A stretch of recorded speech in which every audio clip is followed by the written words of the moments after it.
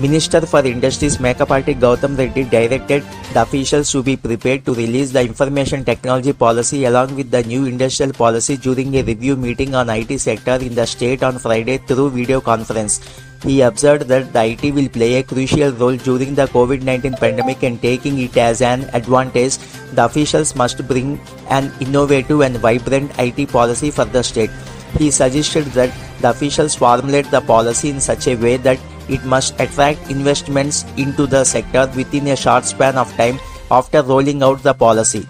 On a digital platform which would provide employment opportunities to the unemployed youth in the state, Gautam Reddy directed that the proposal digital employment exchange must facilitate access for both employees and employers. He asked officials to spend up the project including High-End Skills University and International Institute of Digital Technology (IIDT). Referring to the growing practice of work from home in the wake pandemic in the state, Gautam Reddy asked the officials to ensure proper infrastructure for it.